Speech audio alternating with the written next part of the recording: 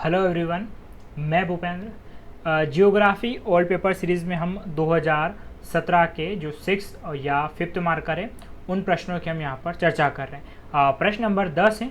इसके पहले कुछ और प्रश्न हैं जो लगभग 3 मार्कर जैसे थे। ओके, प्रश्न जैसे गुप्त ऊष्मा किसे कहते हैं, ग्रीवाखंड क्या है, इन प्रश्नों को चाहकर भी आप 100 शब्दों में नहीं लिख सकते थे, तो उन प्रश्नों को मैंने स्किप किया है।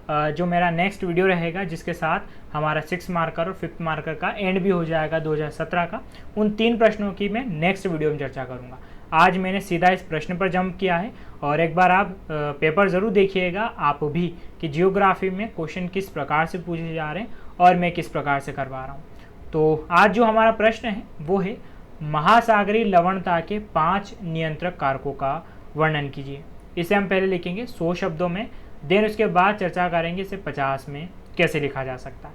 लेकिन इससे पहले आपके लिए ज़रूरी सूचना यहाँ पर मैं आपको दे दूँ कि MPPSC के लिए स्पेशल पेड कोर्स आपको मिल जाएगा। और अगर आप मेरा ये वीडियो देख रहे हैं तो एक बार डेमो वीडियो जो अवेलेबल है बिल्कुल फ्री में आप जाकर देखिएगा। लगभग 60 वीडियो डेमो के रूप में पढ़े हैं, हिस्ट्री, इकोनॉमी, जियोग्राफी। अगर आप पढ़ के देखेंगे तो एनिमेशन के रूप में पूरे MP में पहली बार MPPSC का कोर्स कोई ऐसे पढ़ा रहा होगा। सो मैं आपसे ज़रूर चाहता हूँ कि आप एक बार डेमो वीडियो ज़रूर देखें ताकि आपको पता लगेगा कि वाकई में 700 रुपये में आप कितनी क्वालिटी का कोर्स ले रहे हैं। बाकी फीचर्स यहाँ पर अवेलेबल है और अधिक जानकारी के लिए आप ये जो कॉन्टेक्ट नंबर है इन पर व्हाट्सअप या कॉल भी कर सकते हैं। चलिए लौटते हैं हम प्रश्न की तरफ। प्रश्न है कि महासागरीय लवणता के 5 नियंत्रक कारकों का वर्णन कीजिए। तो यहाँ पर हम पहले भूमिका के रूप में ये समझाएंगे कि महासागरीय लवणता क्या होती है। तो ये कि महासागरीय लवणता से आशय एक निश्चित जल राशि में उपस्थित लवण की मात्रा जिसे इस सिंबल से दर्शाया जाता है। ओके, ये सिंबल का तो कोई पर्टिकुलर नाम नहीं है, ये इसी के लिए यूज होता है। तो इसमें कुछ सिंबल ऐसा है, प्रतिशत नहीं है। ओके, ये कुछ ऐसा यहाँ पर 2 डॉट लगते हैं से दर्शाया जाता है, अर्थात प्रति 1000 ग्राम में जल लवण की मात्रा। अगर आपको कहीं पर ये लिखा हुआ मिले कि 35 और ये लिखा हुआ है, यानी कि इसका मतलब ये कि 1000 ग्राम, ठीक है, 1000 ग्राम में अगर इसका आप 35% निकालोगे तो उतना यहाँ पर क्या है, लवण है। ओके, जो लगभग 350 के आसपास आ जाएगा। इसके बाद अगर हम यहाँ पर आगे चर्चा करें तो अब नियंत्रक के कारण हम बात करेंगे। हो सकता है थोड़ा सा यहाँ पर क्लैरिटी नहीं हो तो मैं आपको थोड़ा सा पढ़ के सुना देता हूँ, उस पर आप गौर कीजिएगा। तो ये लिखा है कि सागरीय लवणता नियंत्रक के कारक। अब ये जो 5 कारक हैं, ये 5 कारक हमने पहले यहाँ पर एक फ्लो चार्ट बनाया है, उसके माध्यम से दर्शाया है। तो पहला एक तो है वर्षा, दूसरा पॉइंट है यहाँ पर नदी जल, तीसरा पॉइंट यहाँ पर है वाष्पीकरण, चौथा पॉइंट है समुद्री गहराई और 5वां पॉइंट है अक्षांशीय वितरण। यानी कि वे सभी पॉइंट है जिन पॉइंट के माध्यम से जो सागर है उसमें लवणता की मात्रा भिन्न भिन्न दिखती है। अब इन्हीं पॉइंट की हम यहाँ पर चर्चा करेंगे। तो सबसे पहले वर्षा। तो वर्षा के माध्यम से कैसे लवणता भिन्न होगी ये हमें यहाँ पर लिखना रहेगा। तो समुद्री क्षेत्र में वर्षा होने से सागरीय लवणता बढ़ती है, क्योंकि वर्षा जल में लवणता न होने से समुद्री जल में लवणता का घनत्व घट जाता है। ओके, तो यहाँ पर क्या होता है कि अगर वर्षा होती है तो कुल मिला के जो सागरीय लवणता है वो बढ़ती है। ओके, यहाँ पर सॉरी मैंने घटती बोल दिया आपको, सॉरी क्षमा चाहेंगे हम आपसे। यहाँ पर लिखा हुआ है घटती, ठीक है। मैं थोड़ा क्लियर कर दूं क्योंकि मुझे भी थोड़ी यहाँ पर देखने में समस्या हो रही है। तो यहाँ लिखा है कि समुद्री क्षेत्र में वर्षा होने से सागरीय लवणता घटती है, क्योंकि वर्षा जल में लवणता न होने से समुद्री जल में लवणता घनत्व घट जाता है। इसका स्वाभाविक सी बात है कि अगर एक गिलास में नमक वाला पानी भरा है आधा, तो पहले अगर आप इसका टेस्ट करते हो ज़्यादा खारा लगता है, और अगर आप फिर इसमें आधा गिलास और पानी मिला देंगे तो स्वाभाविक सी बात इसमें क्या हो जाएगी, इसकी लवणता कम हो जाएगी, यानी कि खारापन कम हो जाएगा।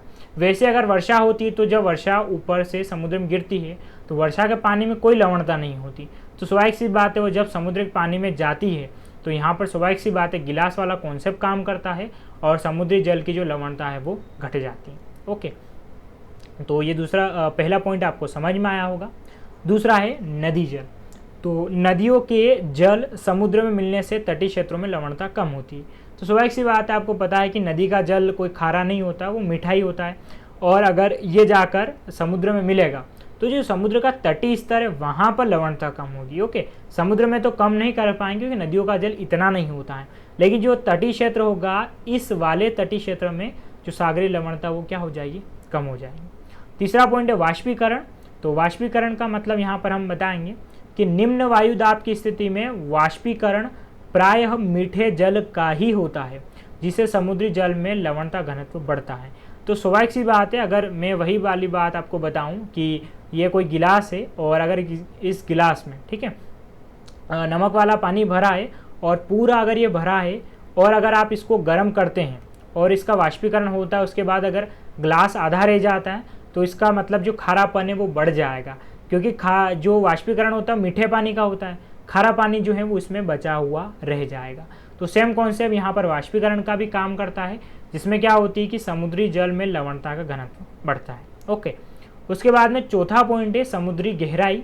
तो इसमें यहाँ पर ये कि प्रारंभिक गहराई में लवणता बढ़ती है किंतु अत्यधिक गहराई में लवणता घटने लग जाती है। तो शुरू में तो लवणता बढ़ती हुई मिलेगी एक स्तर तक, उसके बाद में फिर ये क्या होने लग जाएगी, कम होने लग जाएगी।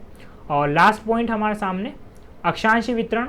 तो ध्रुवों पर लवणता न्यूनतम और भूमध्य रेखा की ओर बढ़ने पर लवणता बढ़ती है, किंतु भूमध्य रेखा पर प्रतिदिन वर्षा से लवणता न्यूनतम होती है। यानी कि ये आपको पता होगा, मैं आपको उत्तर लिखने के साथ साथ समझा भी रहा हूँ, इस बात का भी आप ध्यान रखें।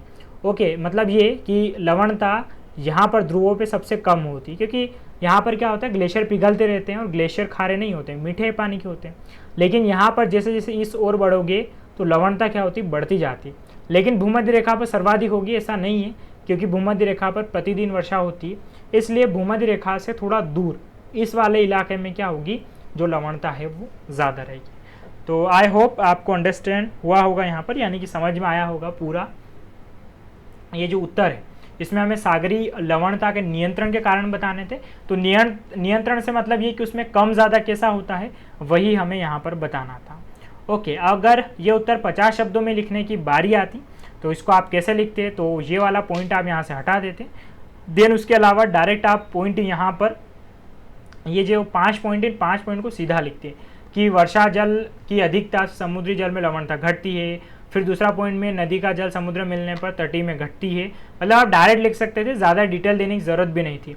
ये भी लिख सकते थे कि जब भी समुद्र का वाष्पीकरण होता है तो लवणता बढ़ती है, समुद्र गहराई में बढ़ती है फिर घटती है, और अक्षांशीय स्तर में भी आप बता सकते हैं कि ध्रुवों पर कम और भूमध्य रेखा के निकट सर्वाधिक होती है। ऐसे आपके लगभग 5 पॉइंट यहाँ पर अच्छे से पूरे हो जाते हैं। चले साथियों, तो आज का हमारा ये वीडियो यहीं समाप्त होता है और आई होप यहाँ पर आपको अच्छे से समझ में आया होगा किस उत्तर को हमें एग्जाम पॉइंट ऑफ व्यू से कैसे लिखना था। आज का वीडियो हमारा यहीं समाप्त होता है। धन्यवाद।